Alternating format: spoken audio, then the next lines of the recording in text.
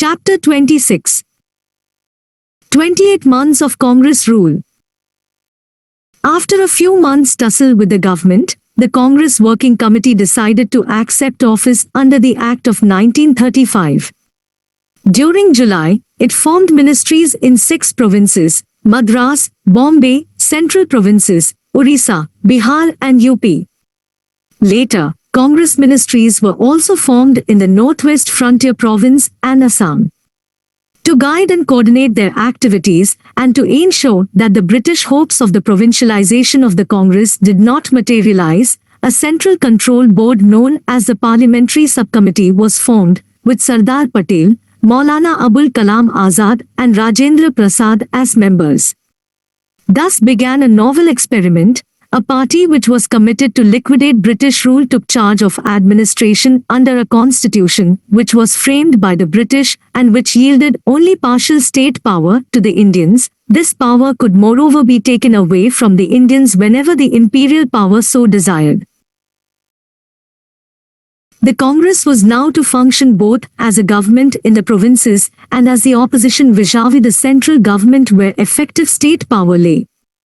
It was to bring about social reforms through the legislature and administration in the provinces, and at the same time carry on the struggle for independence and prepare the people for the next phase of mass struggle. Thus the Congress had to implement its strategy of struggle through struggle, STS, in a historically unique situation. As Gandhiji wrote on the meaning of office acceptance in Harijan on 7 August 1937, these offices have to be held lightly, not tightly. They are or should be crowns of thorns, never of renown. Offices have been taken in order to see if they enable us to quicken the pace at which we are moving towards our goal. Earlier he had advised congressmen to use the Act of 1935 in a manner not expected by them, the British, and by refraining from using it in the way intended by them. The formation of the ministries by the Congress changed the entire psychological atmosphere in the country. People felt as if they were breathing the very air of victory and people's power, for was it not a great achievement that khadi-clad men and women who had been in prison until just the other day were now ruling in the secretariat, and the officials who were used to putting congressmen in jail would now be taking orders from them? The exhilarating atmosphere of the times is, perhaps, best brought out by the following passage from Jawaharlal Nehru's Discovery of India. There was a sense of immense relief as of the lifting of a weight which had been oppressing the people. There was a release of long-suppressed mass energy which was evident everywhere. At the headquarters of the provincial governments, in the very citadels of the old bureaucracy, many a symbolic scene was witnessed. Now, suddenly, hordes of people, from the city and the village, entered these sacred precincts and roamed about almost at will. They were interested in anything. They went into the assembly chamber, where the sessions used to be held. They even peeped into the ministers' rooms. It was difficult to stop them, for they no longer felt as outsiders. They had a sense of ownership in all this.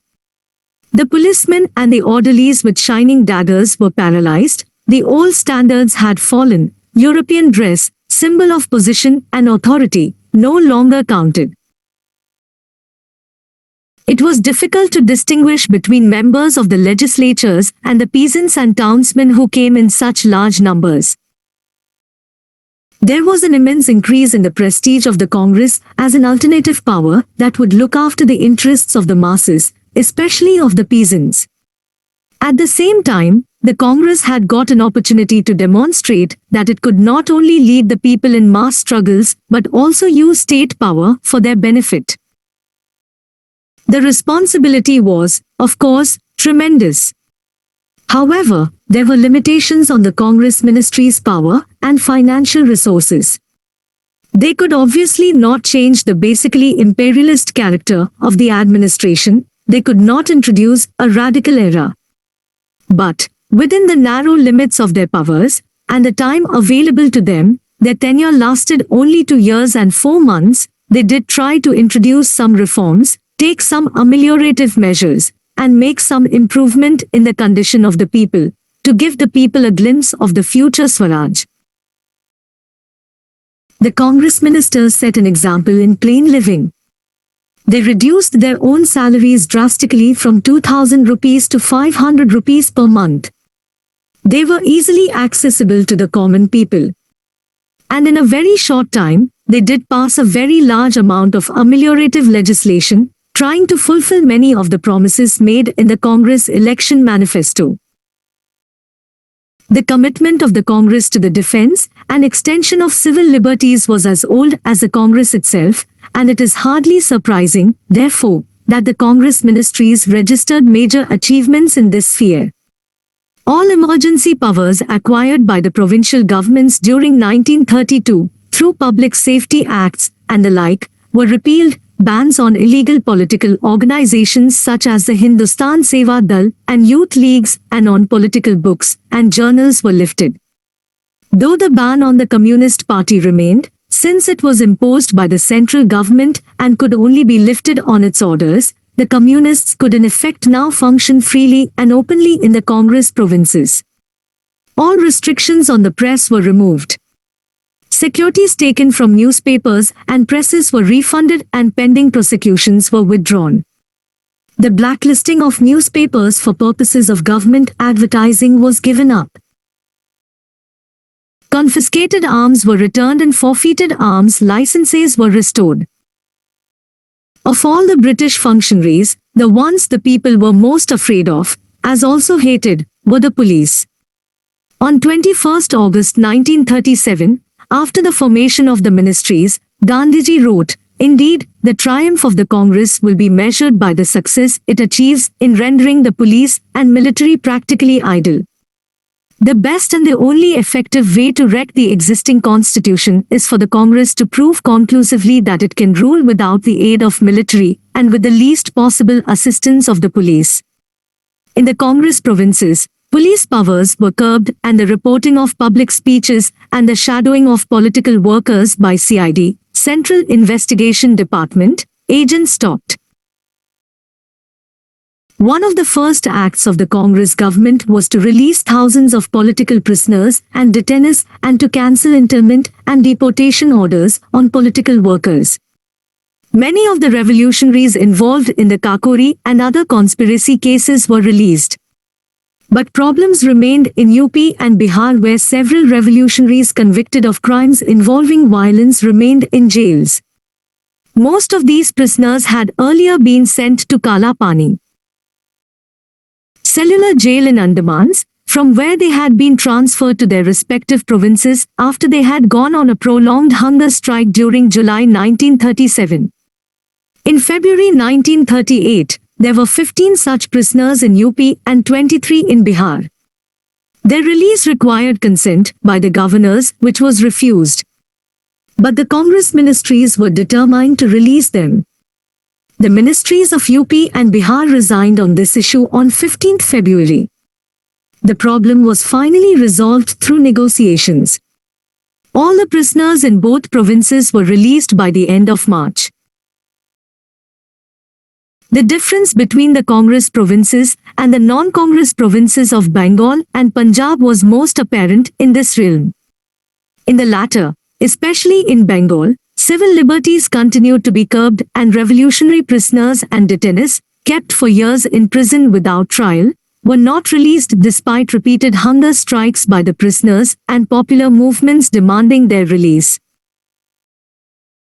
In Bombay, the government also took steps to restore to the original owners lands which had been confiscated by the government as a result of the no tax campaign during the civil disobedience movement in 1930.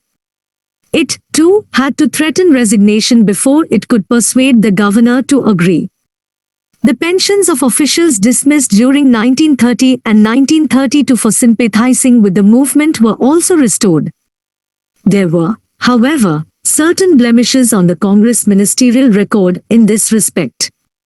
In July 1937, Yusuf Meher Ali, a socialist leader, was prosecuted by the Madras government for making an inflammatory speech in Malabar, though he was soon let off. In October 1937, the Madras government prosecuted S.S. Batliwala, another Congress social leader, for making a seditious speech and sentenced him to 6 months imprisonment. There was a furor in the Congress ranks led by Jawaharlal Nehru, for this action went against the well-known Congress position that nobody should be prosecuted for making a speech and least of all for a speech against colonial rule. During the discussion on the subject in the Congress Working Committee, Nehru reportedly asked C. Rajgopalachari, the Premier of Madras, the head of the provincial ministry, was then known as Premier and not Chief Minister as now is the case, do you mean to say that if I come to Madras and make a similar speech you would arrest me? I would, the latter is said to have replied. In the end Batliwala was released and went around Madras presidency making similar speeches. The affair proved to be an exception, but it bred a certain suspicion regarding the future attitude of the Congress right wing. Much worse was the mentality of a few of the right-wing Congress ministers. For instance, K. Munshi, the Home Minister of Bombay, and a lightweight within the Congress leadership, used the CID to watch the communists and other left-wing congressmen, earning a rebuke from Jawaharlal Nehru, "You have already become a police officer." The Madras government, too, used the police to shadow radical congressmen. These blemishes have, however, to be seen in the larger context of the vast expansion of civil liberties even in Bombay and Madras. Moreover, the mass of congressmen were vigilant on this question.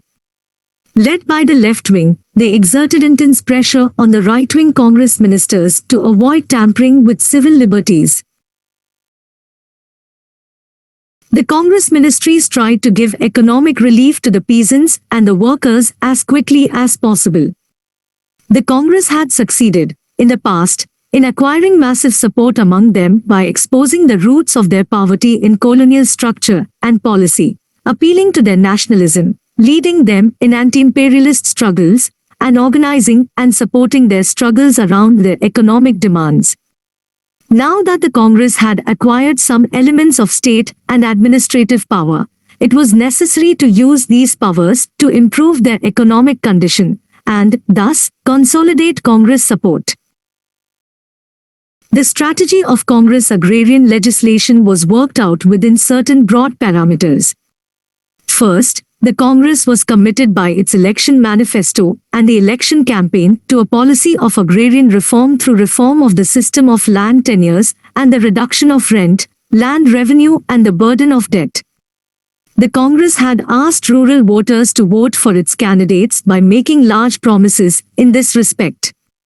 The voters had taken them seriously. For example, according to government reports from Pratapgarh in UP, on election day a very large number of voters had brought with them pieces of dried cow dung to the various polling stations where these were lighted and, according to the tenants, bedaklis, i.e. ejectment orders, were burnt once for all.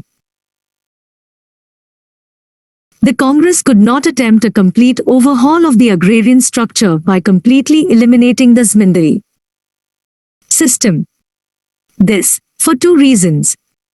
According to the constitutional structure of the 1935 Act, the provincial ministries did not have enough powers to do so. They also suffered from an extreme lack of financial resources, for the lion's share of India's revenues was appropriated by the Government of India. The Congress ministries could also not touch the existing administrative structure, whose sanctity was guarded by the viceroys and governors' powers. What is more important, the strategy of class adjustment also forbade it.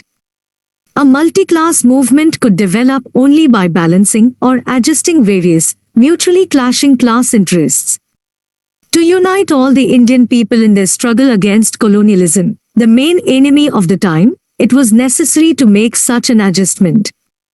The policy had to be that of winning over or at least neutralizing as large a part of the landlord classes as possible so as to isolate the enemy and deprive him of all social support within India.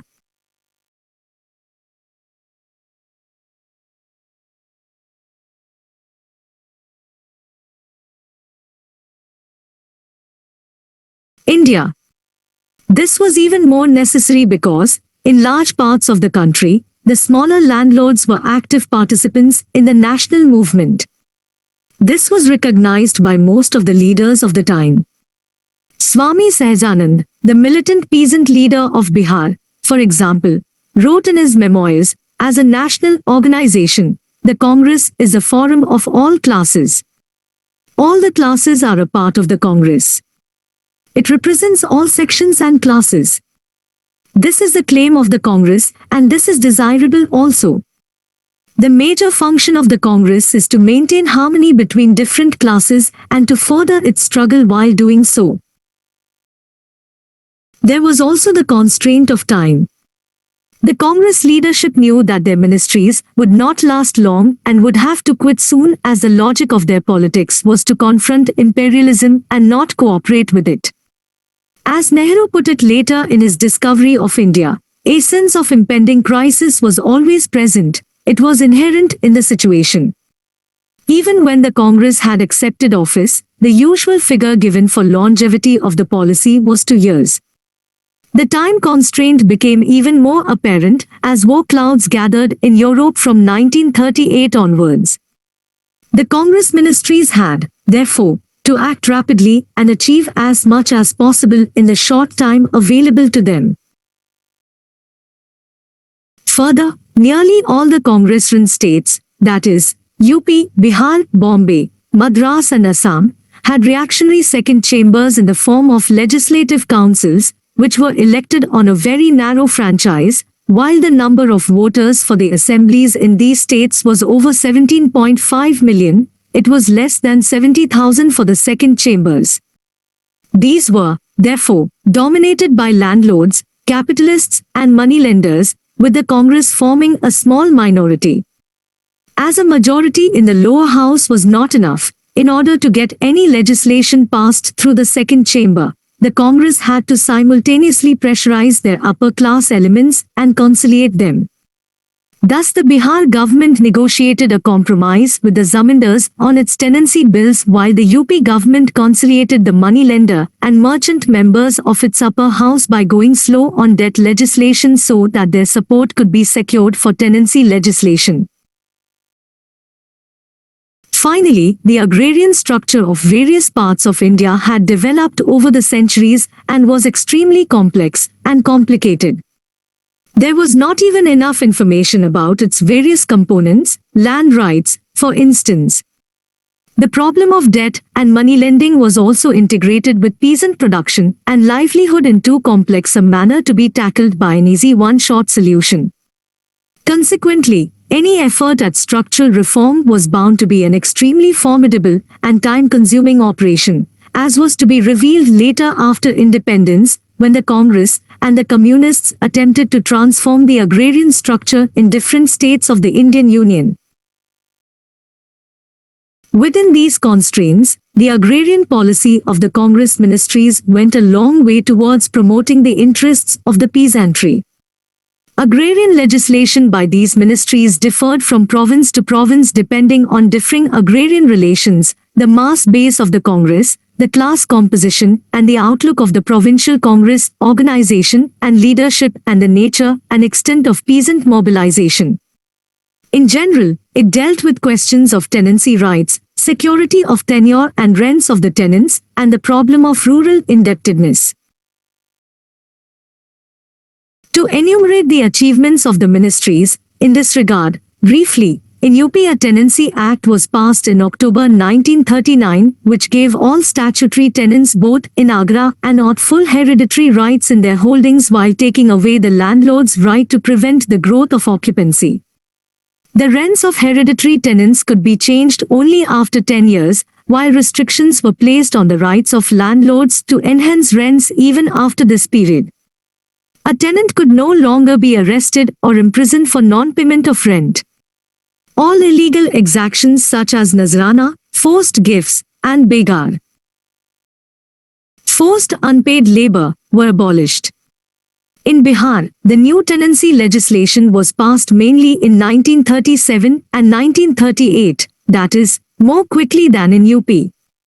More radical than that of UP in most respects, its main provisions were: All increases in rent made since 1911 were abolished. This was estimated to mean a reduction of about 25% in rent.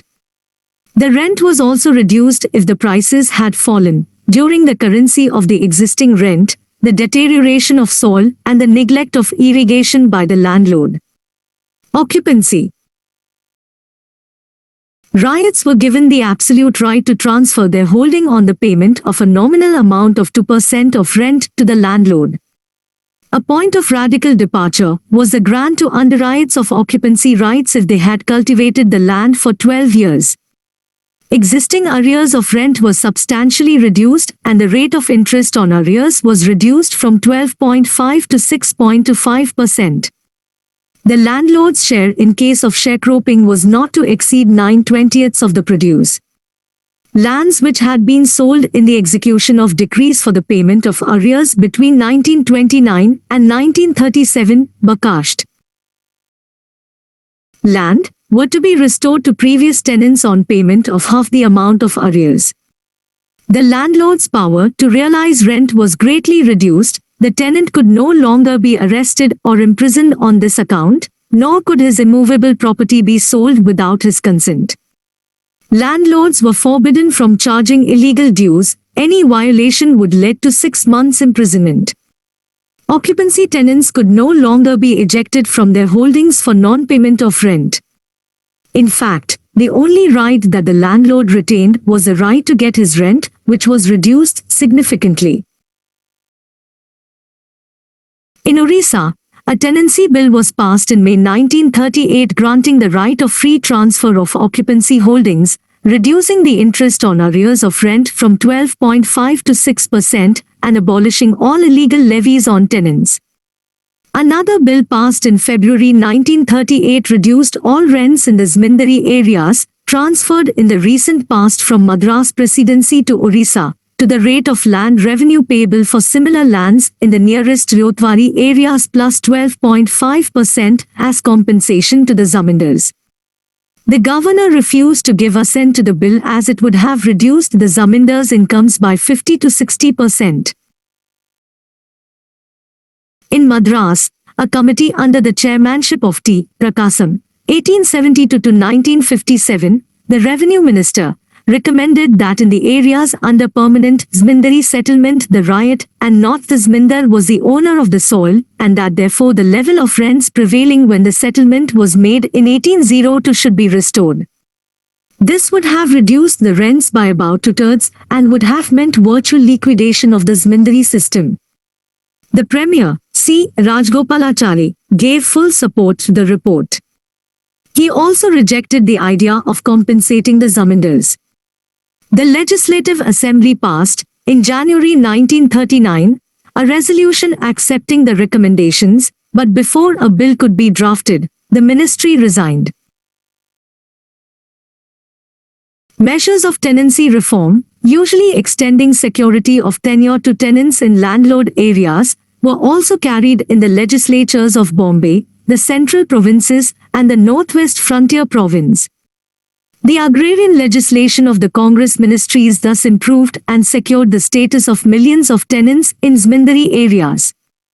The basic system of landlordism was, of course, not affected. Furthermore, it was, in the main, statutory and occupancy tenants who benefited. The interests of the subtenants of the occupancy tenants were overlooked. Agricultural laborers were also not affected. This was partially because these two sections had not yet been mobilized by the Kisan Sabhas, nor had they become voters because of the restricted franchise under the Act of 1935. Consequently, they could not exert pressure on the ministries through either elections or the peasant movement.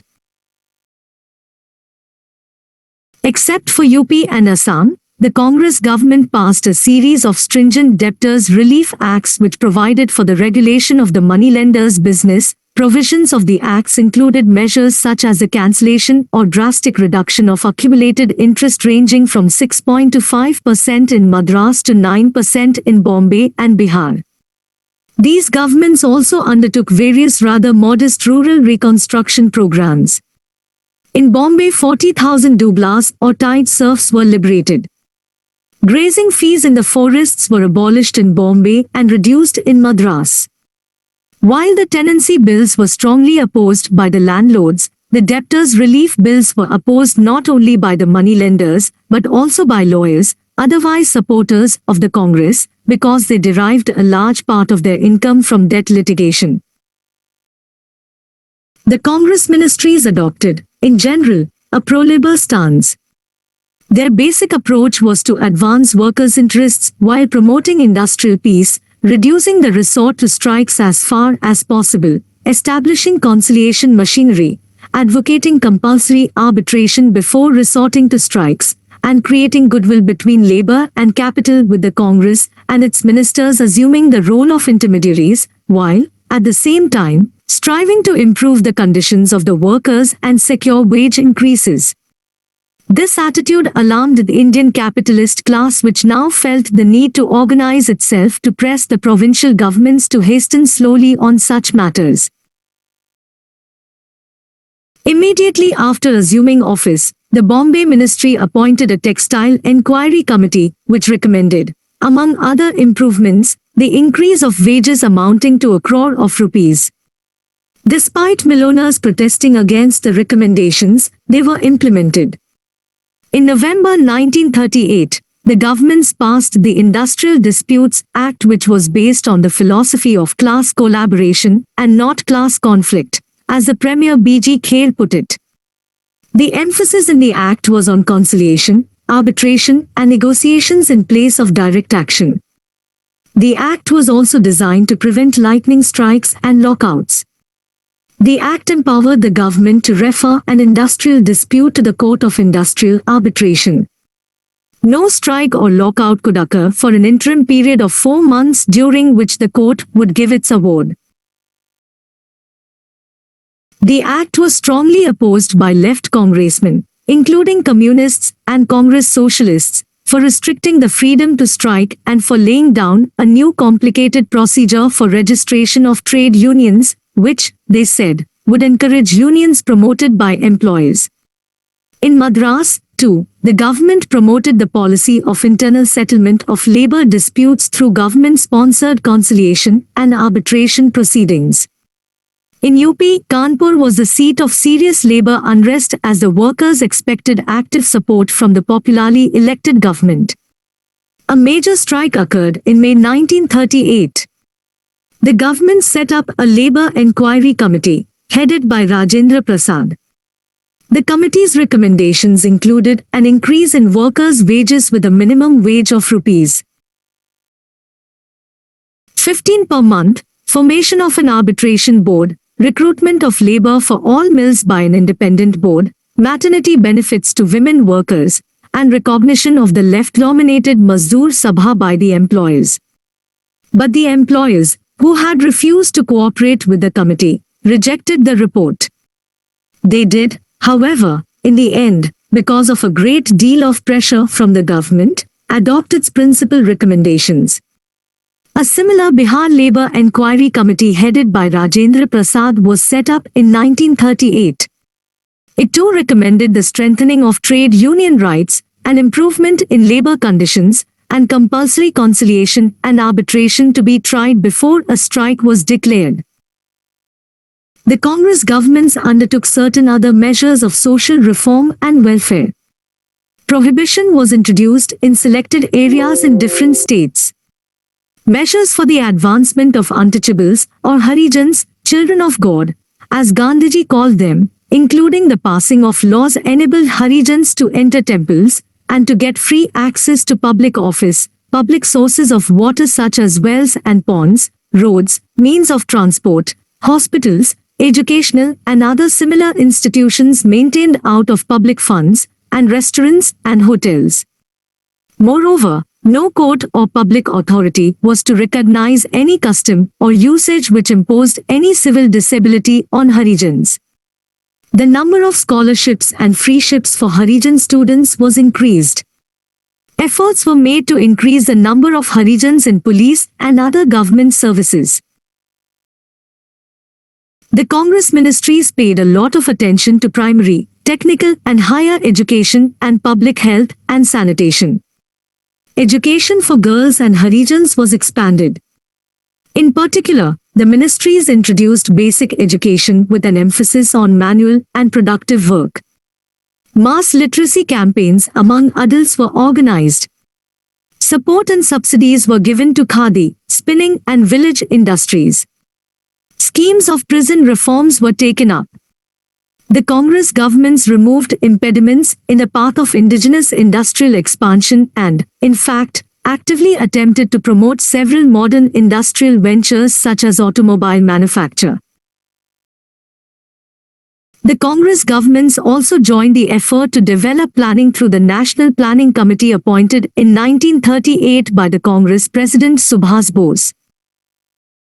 Indian polity was a basic aspect of the Congress strategy that in the non-mass struggle phases of the national movement, mass political activity and popular mobilization were to continue, though within the four walls of legality. In fact, it was a part of the office acceptance strategy that offices would be used to promote mass political activity.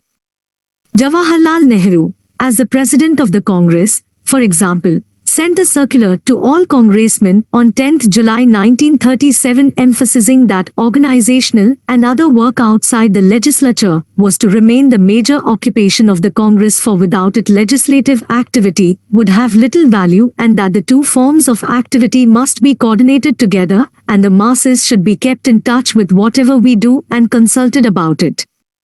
The initiative must come from the masses.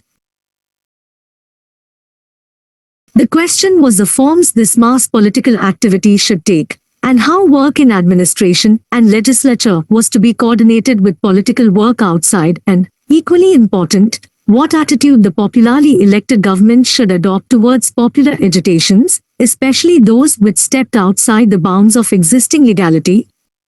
There were no historical precedents to learn from or to follow. Different answers were found in different provinces. Unfortunately, the subject has not been studied in any depth by historians, except in a case study of UP by Visalakshi Menon. According to Menon, the coordination of legislative and administrative activities and extraparliamentary struggles was quite successful in UP. There was widespread mass mobilization which took diverse forms, from the organization of Congress committees in villages to the setting up of popular organs of authority in the form of Congress police stations and panchayats dispensing justice under the leadership of local Congress committees, from organizing of mass petitions to officials and ministers to setting up of Congress grievance committees in the districts to hear local grievances and reporting them to MLAs and ministers, from mass literacy campaigns to explain to the people the working of the ministries, and from organization of local, district and provincial camps and conferences to celebration of various days and weeks. Local Congress committees, members of Legislative Assembly, provincial and all India level leaders and even ministers were involved in many of these extra-parliamentary mass mobilization programs.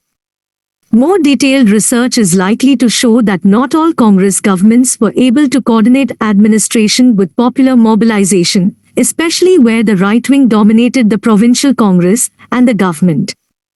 Moreover, even in UP, mass mobilization was losing steam by 1939. However, the dilemma also arose in another manner. Political work outside the legislatures would involve organizing popular protest. How far could a movement go in organizing protests and agitations against itself?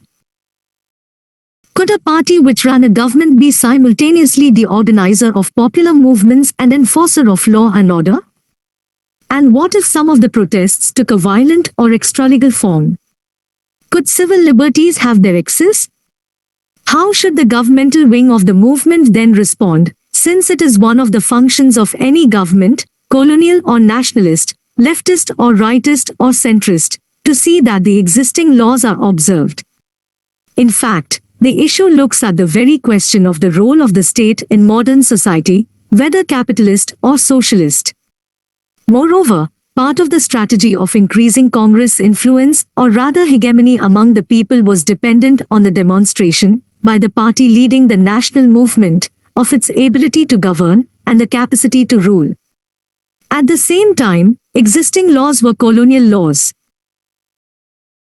How far could a regime committed to their overthrow go in enforcing them? Furthermore, it was inevitable that, on the one hand, the long-suppressed masses would try to bring pressure on the ministries to get their demands fulfilled as early as possible, especially as they looked upon the Congress ministries with a sense of ownership, while, on the other, the satisfaction of these demands by the ministries would be slow because of the constraints inherent in working through constitutional processes. The issue was, perhaps, posed as an easily solvable problem as far as congressmen committed to non-violence were concerned, but there were many other congressmen, for example, communists, socialists, Royists and revolutionary terrorists, and non-congressmen who were not so committed, who felt that expanded civil liberties should be used to turn the masses towards more militant or even violent forms of agitation, and who tried to prove through such agitations an inadequacy of non-violence. The Congress strategy of STS and the policy of the working of reforms. Could governance and tolerance, if not promotion, of violent forms of protest coexist? There was one other problem. While many congressmen agitated within the perspective of accepting the Congress ministries as their own and their role as one of strengthening them and the Congress through popular agitations and refrained from creating situations in which punitive action by the government would become necessary, many others were out to expose the breaches of faith and promises by these ministries and show up the true character of the Congress as the political organ of the upper classes and one which was, perhaps, no different from the imperialist authorities so far as the masses and their agitations were concerned. In their turn, many of the congressmen looked upon all hostile critics and militants as forces of disorder and all situations in which people expressed their feelings in an angry manner as getting out of hand. Moreover, congressmen like C. Rajgopalachari and K. M. Munshi did not hesitate to use their respective state apparatuses in a politically repressive manner. Unfortunately, the full dimensions of this dilemma have not been adequately explored by historians so far.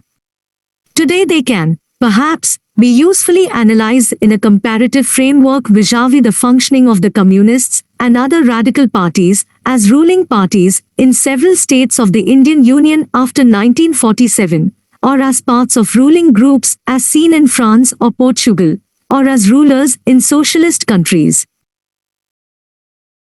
The formation of Congress ministries and the vast extension of civil liberties unleashed popular energies everywhere. Kisan Sabha sprang up in every part of the country, and there was an immense growth in trade union activity and membership. Student and youth movements revived and burgeoned. A powerful fillip was given to the state people's movement. Left parties were able to expand manifold. Even though it was under a central government ban, the Communist Party was able to bring out its weekly organ, the National Front, from Bombay. The CSP brought out the Congress Socialist and several other journals in Indian languages. Of particular interest is the example of Kirti Lehar, which the Kirti Communists of Punjab brought out from Meerut, UP, because they could not do so in Unionist-ruled Punjab. Inevitably, many of the popular movements clashed with the Congress governments. Even though peasant agitations usually took the form of massive demonstrations and spectacular peasant marches, in Bihar, the Kisan movement often came into frontal confrontation with the ministry, especially when the Kisan Sabha asked the peasants not to pay rent or to forcibly occupy landlords' lands. There were also cases of physical attacks upon landlords, big and small, and the looting of crops. Kisan Sabha workers popularized Sahjanand's militant slogans, Lagan lenge kaise, Danda hamara jindabad, how will you collect rent, long live our lathis or sticks, and Lathi meri sathi, Lathi is my companion. Consequently, there was a breach in relations between the Bihar Kisan Sabha and the provincial Congress leadership. In Bombay, the ATAK, the Communists, and the followers of Dr. B.R. Ambedkar organized a strike on 7th November 1938 in 17 out of 77 textile mills against the passage of the Industrial Disputes Act. There was some disorder and large-scale stone-throwing at two mills, and some policemen were injured. The police opened fire, killing 2 and injuring over 70. The Madras government, as also the Provincial Congress Committee, too adopted a strong policy towards strikes, which sometimes took a violent turn. Kanpur workers struck repeatedly, sometimes acting violently and attacking the police. But they tended to get Congress support. Congress ministries did not know how to deal with situations where their own mass base was disaffected. They tried to play a mediatory role which was successful in UP and Bihar and to a certain extent in Madras, but not in Bombay. But, in general, they were not able to satisfy the left-wing critics. Quite often they treated all militant protests, especially trade union struggles, as a law and order problem.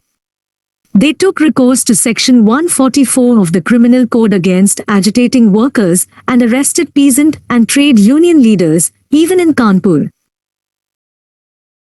Jawaharlal Nehru was privately unhappy with the ministry's response to popular protest, but his public stance was different. Then his answer was, "We cannot agitate against ourselves."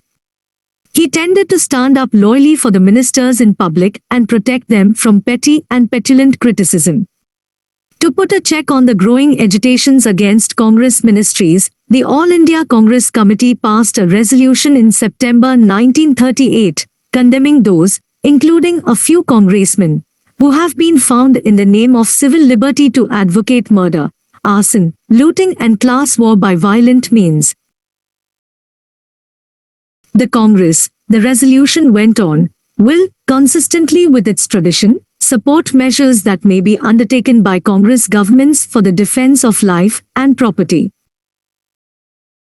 The left was highly critical of the Congress government's handling of popular protest. It accused them of trying to suppress peasants and workers' organizations. The communist critique of the Congress ministries was later summed up by R. Palme Dutt. The experience of the 2 years of Congress ministries demonstrated with growing acuteness the dangers implicit in entanglement in imperialist administration under a leadership already inclined to compromise.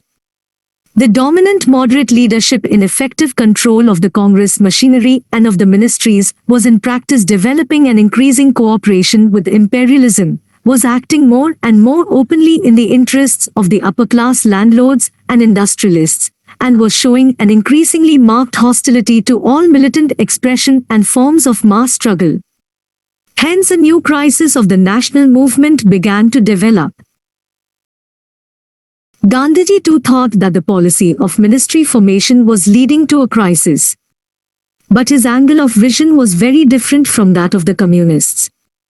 To start with, he opposed militant agitations because he felt that their overt to covert violent character threatened his basic strategy based on non-violence. At the beginning of office acceptance, as pointed out earlier, he had advised the Congress ministries to rule without the police and the army. Later he began to argue that violent speech or writing does not come under the protection of civil liberty.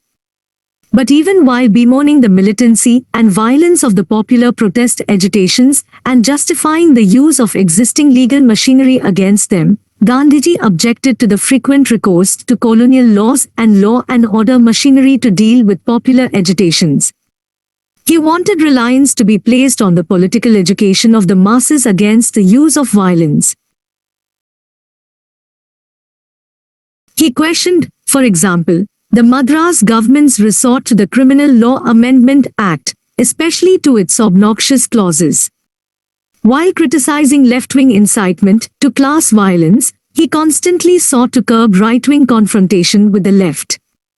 He also defended the right of the socialists and the communists to preach and practice their politics in so far as they abided by Congress methods.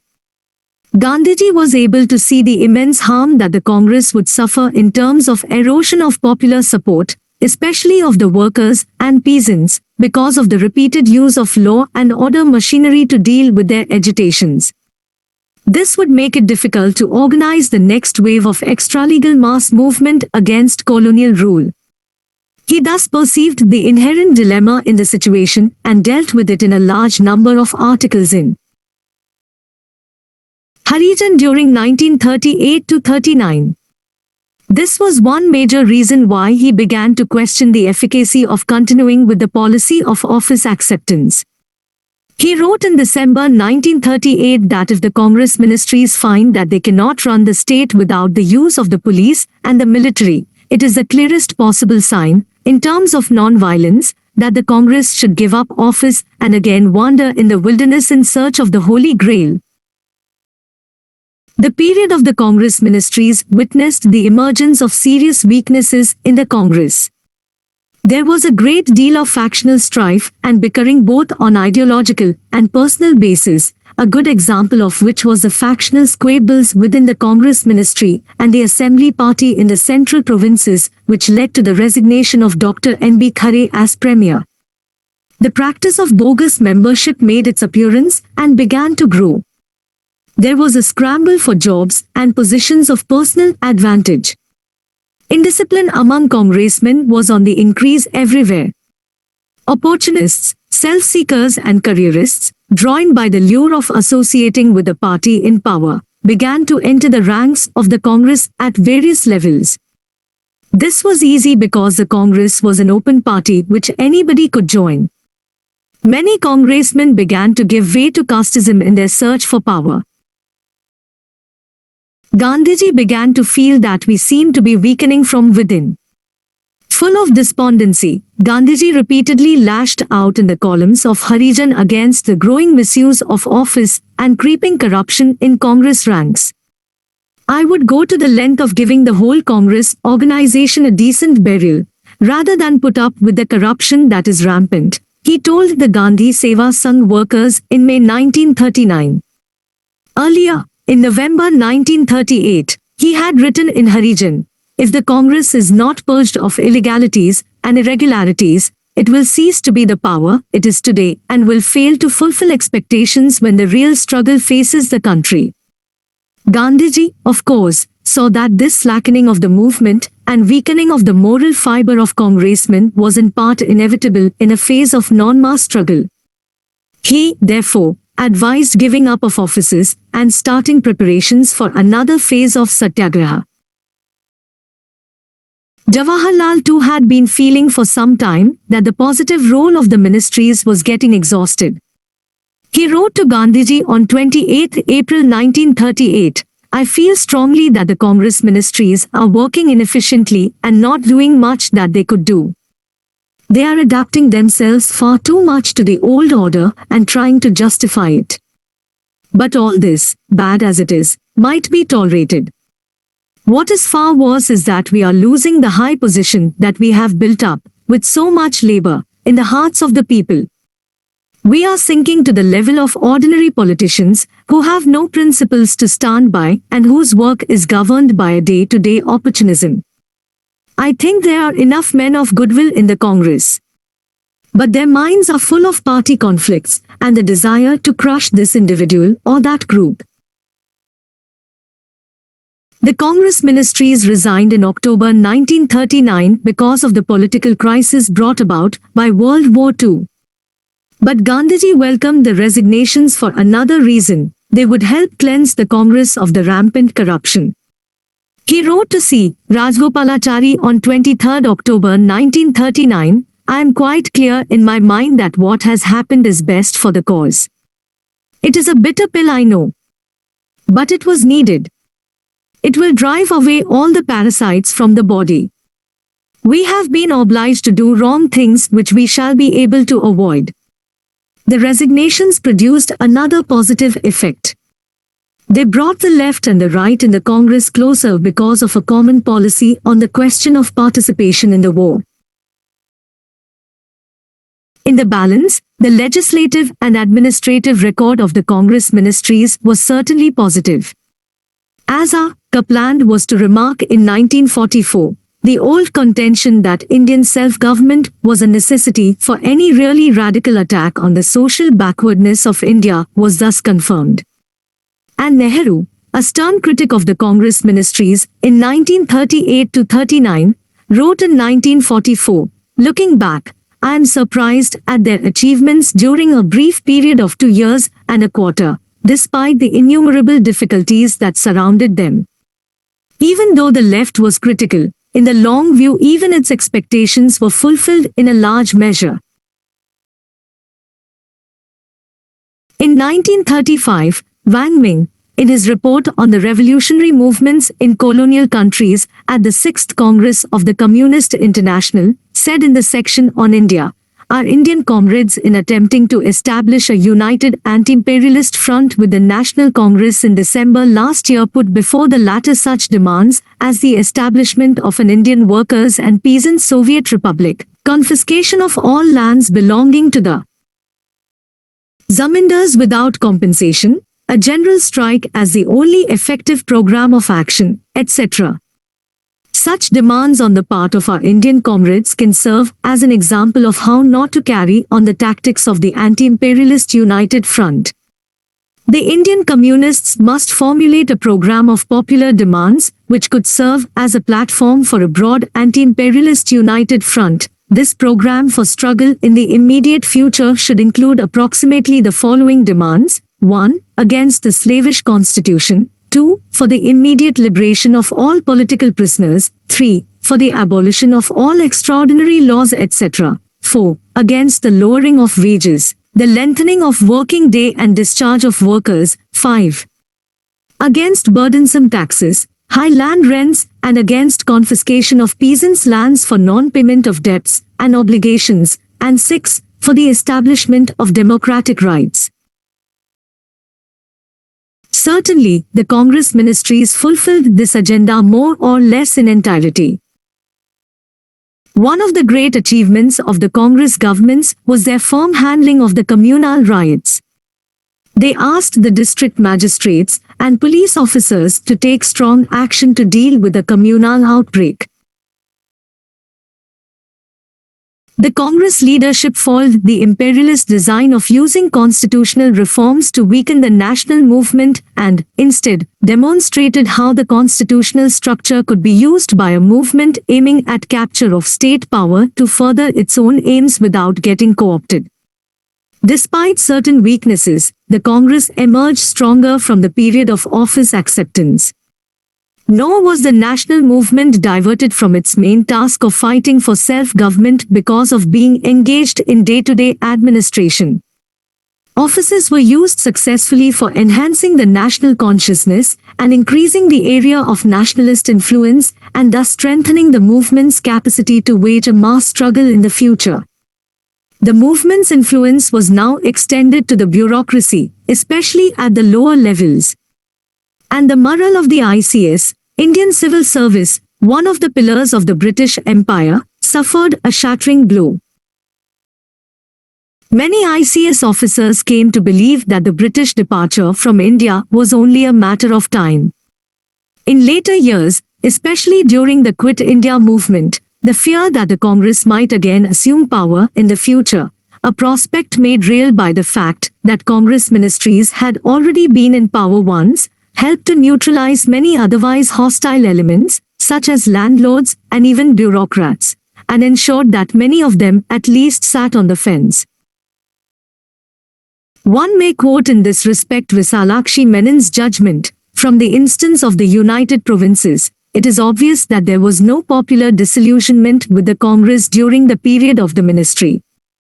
Rather, the people were able to perceive, in more concrete terms, the shape of things to come, if independence were won. There was also no growth of provincialism or lessening of the sense of Indian unity, as the framers of the Act of 1935 and of its provision for provincial autonomy had hoped. The ministries succeeded in evolving a common front before the government of India. Despite factionalism, the Congress organization as a whole remained disciplined. Factionalism, particularly at the top, was kept within bounds with a strong hand by the central leadership. When it came to the crunch, there was also no sticking to office. Acceptance of office thus did prove to be just one phase in the freedom struggle. When an all-India political crisis occurred and the Central Congress leadership wanted it, the ministries promptly resigned. And the opportunists started leaving. As the Congress General Secretary said at the time, the resignations of the ministries demonstrated to all those who had any doubts that Congress was not out for power and office but for the emancipation of the people of India from the foreign yoke. The Congress also avoided a split between its left and right wings, a split which the British were trying to actively promote since 1934. Despite strong critiques of each other by the two wings, they not only remained united but tended to come closer to each other, as the crisis at Tripura showed. Above all, the Congress gained by influencing all sections of the people. The process of the growth of Congress and nationalist hegemony in Indian society was advanced. If mass struggles destroyed one crucial element of the hegemonic ideology of British colonialism by demonstrating that British power was not invincible, then the sight of Indians exercising power shattered another myth by which the British had held Indians in subjection, that Indians were not fit to rule.